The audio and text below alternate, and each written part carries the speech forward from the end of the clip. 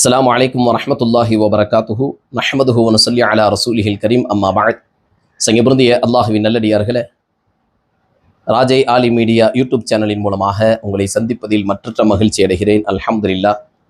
அல்லாஹுவினுடைய மாபெரும் கிருபையால் ரமதான் மாதத்தை நாம் கடந்திருக்கிறோம். ரமதானிலே 30 நாட்கள் நாம் நோன்பு நோற்றிருக்கிறோம், தராவீஹ் தொழுதிருக்கிறோம், தஹஜ்ஜத் தொழுதிருக்கிறோம், நிறைய தான தர்மங்கள் செய்திருக்கிறோம், ஈதுல் ஃபித்ர் தர்மத்தையும் செய்திருக்கிறோம். பெருநாளை சிறப்பாக நாம் சந்தோஷமாக நாம் கொண்டாடி இருக்கிறோம். அல்ஹம்துலில்லாஹ். அல்லாஹ் நாம் செய்த எல்லா அமல்களையும் பரிபூர்ணமாக கபூல் செய்வானாக. ரமதான் முடிந்து 2 நாட்கள் தான் ஆகிறது.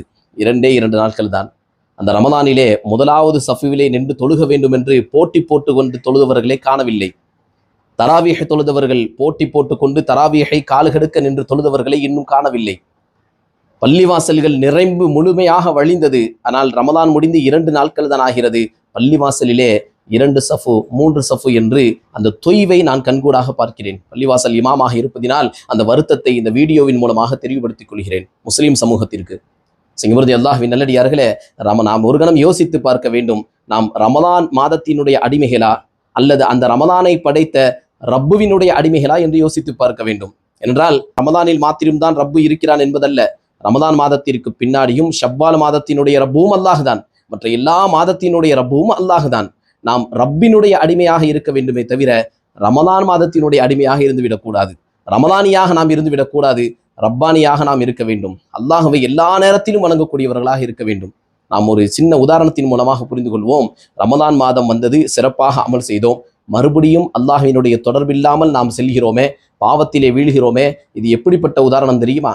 ஒரு வெள்ளை ஆடை அணிந்து சுத்தமாக ஒருவர் வருகிறார், சவதியிலே விழுந்து விட்டார். அவரை கழுவி சுத்தப்படுத்தி மறுபடியும் வெள்ளை ஆடை அணிவித்து நாம் அவரை அனுப்புகிறோம்.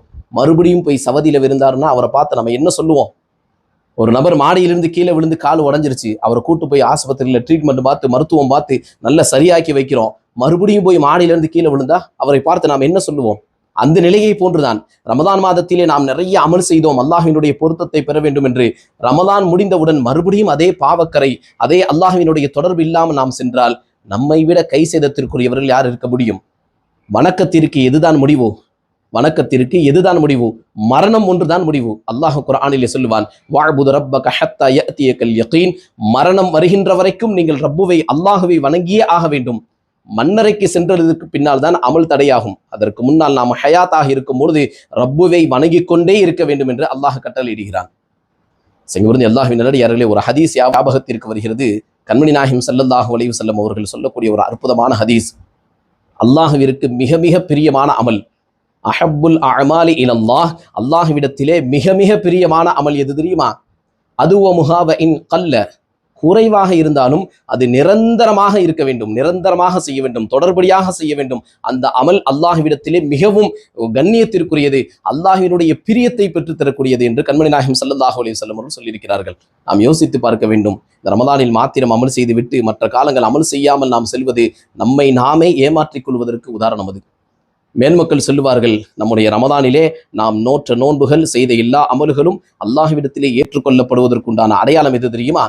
ரமதானுக்கு பின்னாடியும் நாம் அல்லாஹுவை வணங்கக்கூடியவர்களாக இருந்தால், ரமதானுக்கு பின்னாடியும் நாம் தொழுகக்கூடியவர்களாக இருந்தால், ரமதானுக்கு பின்னாடியும் நாம் நல்லறங்களை செய்யக்கூடியவர்களாக இருந்தால், அந்த ரமதானுடைய நோன்புகள், செய்த தான தர்மங்கள் எல்லாம் ஏற்றுக்கொள்ளப்பட்டதற்குண்டான அடையாளம்.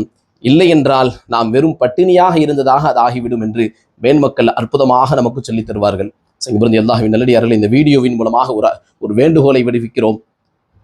நாம் ரமதானிலே எப்படி ஆர்வத்தோடு அமல் செய்தோமோ, எப்படி தராவீஹை காலுகெடுக்க நின்று தொழுதோமோ, இரவு முழுக்க தொழுக வேண்டாம். ரமதான்ல ஒரு ஜுசு டெய்லி ஓதணும், ஒரு பக்கமாச்சு டெய்லி குரானை திறந்து நாம் பார்த்துடணும்.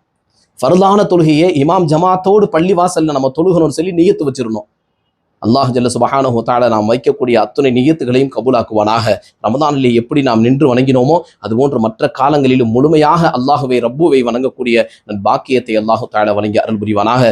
இந்த வீடியோவின் மூலமாக உங்களுடைய உள்ளத்திலே மாற்றம் ஏற்பட்டிருந்தால் இந்த வீடியோவை மற்றவர்களுக்கும் பகிருங்கள். அவர்களுடைய உள்ளத்திலும் அல்லாஹ் மாற்றத்தை ஏற்படுத்தட்டும். அஸ்ஸலாமு அலைக்கும் வரஹ்மத்துல்லாஹி வபரகாத்துஹு.